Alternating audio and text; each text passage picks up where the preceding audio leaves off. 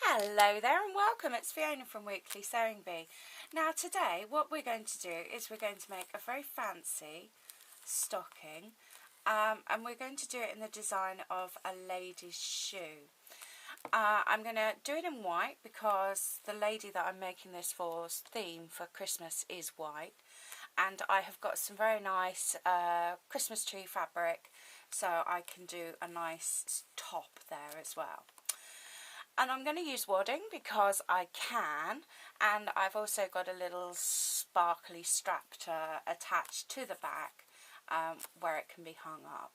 So yeah, very simple, but how do we go about doing it? Okay, first of all, I do know that I need to cut 4 layers of the outer fabric and 2 layers of wadding, and then because I want it the same on the inside as the outside, 4 layers of this top fabric. Okay, and then I'm going to use the overlocker. Now I could do clever things and turn it inside out and everything else like that, but what I would end up is I would lose that definition that I need to keep it absolutely sort of, best way to describe it, to keep it funky, to keep it crisp. Okay, so I've got right side to right side of this fabric, and all I need to do is I need to sew round the outside of 3 sides. So this is the top, and then this is ready to be sewn on to the others. I need to cut out my white fabric and I need to cut out my wadding, and then the nicest thing about doing it this way is that I can then layer my wadding fabric wadding so that I've got it as it would end up. It makes it a lot more easy than trying to work out whether your seams are going to be on the inside or the outside. Okay, because that's normally the reason for unpicking, I think, in my view. But it is all about finding your strengths and finding your weaknesses when you're sewing. I'm sure of that. Okay, so what I'm doing is I'm sewing on to the next one, but I am reverse stitching on each side. Before I get too far in, I'm just turning it over just to have a quick check that I haven't got it round the wrong way. And yeah, and I suppose it is working to that measure twice, cut once. So, and if you can just, whilst it's sewing, not getting in anyone's way, we can just have a little look just to double check that we're not doing anything wrong. Now I'm not putting wadding on the top fabric because I just don't need it, but I am going for that slanty heel. Okay, so they're done. They need turning inside out, and then we're ready for the next step.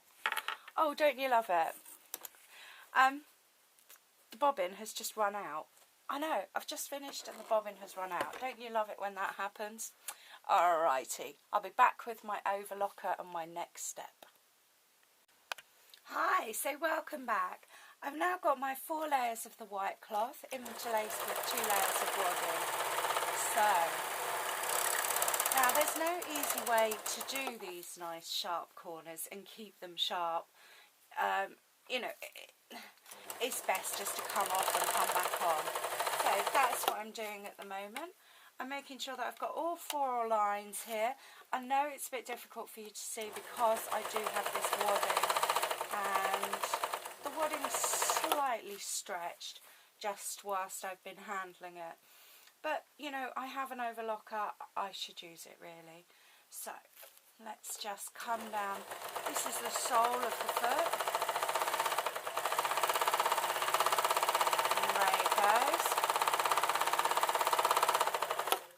And then I can either come off and go for a flat surface, which I think will be better, and then come back on. So let's get rid of all of those. Oh, try not to unwind the thread at the top, and of course wadding goes everywhere. So now you do have to make sure your heel's not too small because you do need to turn it inside out, but you know, that's such is life.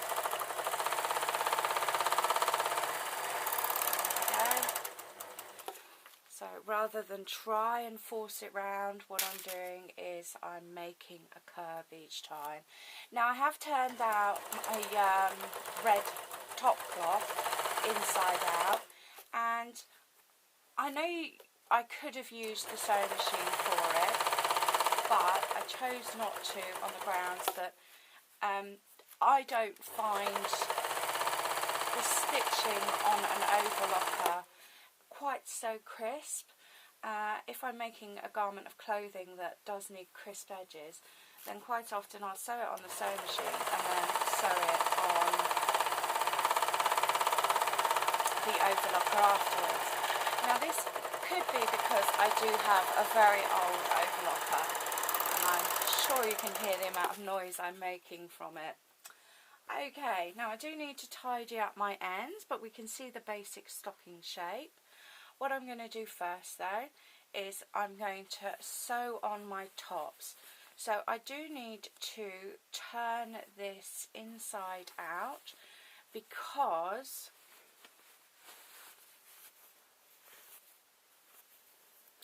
with the finished garment I'm going to need the sewn seam on the inside.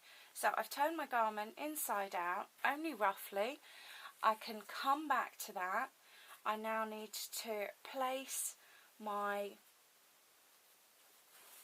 tops on the inside of this. Now I'm going to line it up, of course, and then it is just literally the outside, so that when it's folded over then the seam is on the inside. So let's get this all lined up first by tucking it in the stocking, and then we can sew round. Okay, so what I'm doing now is I'm making sure that I can see the seam here of the front of the stocking, and there is a slight definition of a sort of little kick back at the end, and this is to go towards the heel. So I've double checked, and now I'm sewing. Now if I do miss a piece of this fabric, because now I have 2 layers of the red and I have 2 layers of the white, what I will then do is I will not unpick it, I will sew down slightly more. So, you know, we do need to sort of take care. I've come to the end of the top, a sewing machine thing. I've left the needles down, and I can now pull this forward and I can readjust my second piece. Again, making sure that I look to see where the heel is so that I know where the point goes. I need to make sure that the front half of my stocking is pushed well out of the way so that I'm not catching it, and then I can continue sewing. I do need to make sure that I engage all the tension, and to do that is by lowering the foot. So away I go again, lining it up as I go.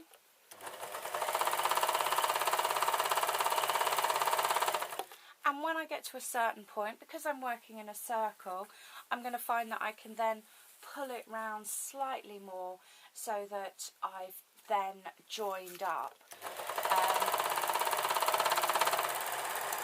Okay, so that's that done. I can check my seams that I've caught all 1, 2, 3, 4 layers of fabric, and 1, 2, 3, yeah, I had a feeling I was going to do that. So what I'm now going to do is I'm going to fold that back over. I'm going to start sewing again.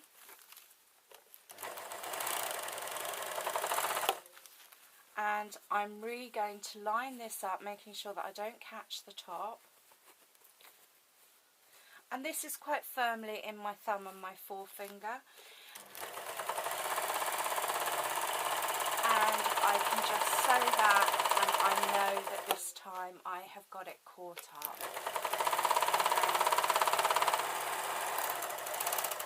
I can come off with my angles nice and secure.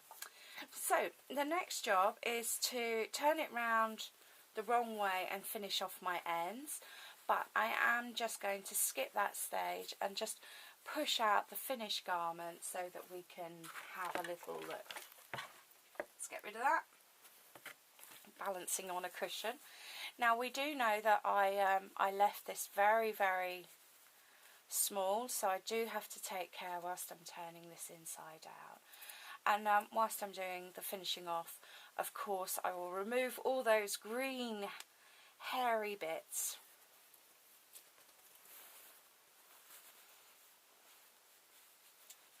Do you know, I always do this. It's like bad habits, isn't it? I did forget to put the tag on. So, just need to pull my heel out of my boot, and I need to literally tidy up this end, and I can sew my tag on at the same time. So let's get that tag, and this is just so that the lady can hang it up.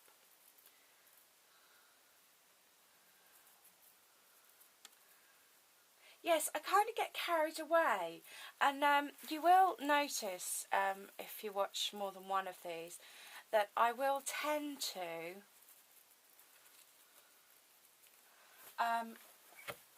use pins more for marking positions to sew such things on than I would for sewing, holding things together whilst I'm sewing. And